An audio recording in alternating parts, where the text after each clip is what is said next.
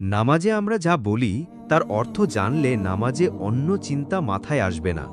মনোযোগ কাজ করবে যখন আমরা বুঝব যে নামাজে কি পড়ছি। ১।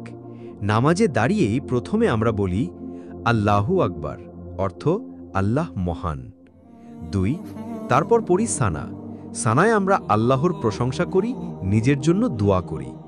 সুবহানাকা আল্লাহুম্মা ওয়া বিহামদিকা ওয়া তাবারাকাসমুকা ওয়া তাআলা জাদ্দুকা ওয়া লা ইলাহা গায়রুকা, অর্থ হে আল্লাহ, তুমি পাক পবিত্র, তোমারই জন্য সমস্ত প্রশংসা, তোমার নাম বরকতময়, তোমার গৌরব অতি উচ্চ, তুমি ছাড়া অন্য কেহ উপাস্য নাই।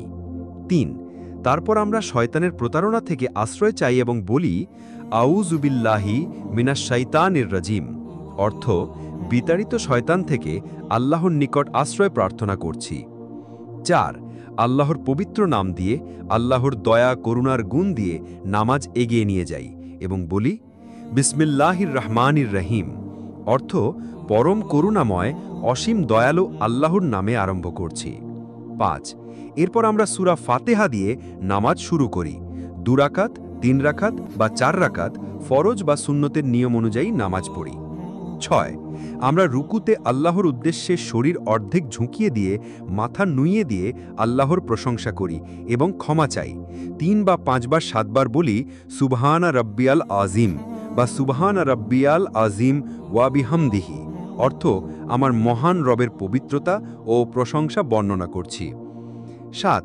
তারপর রুকু থেকে উঠে আমরা বলি সামিআল্লাহু লিমান হামিদা, অর্থ আল্লাহ সেই ব্যক্তির কথা শোনেন যে তার প্রশংসা করে।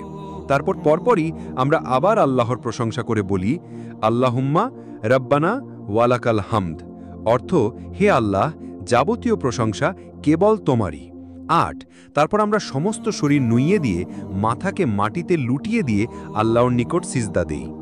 বিশেষ দ্রষ্টব্য, যে ব্যক্তি আল্লাহর জন্য একটি সিজদা করে, আল্লাহ তার জন্য একটি নেকি লেখেন ও তার একটি পাপ দূর করে দেন ও তার মর্যাদার স্তর একটি বৃদ্ধি করে দেন।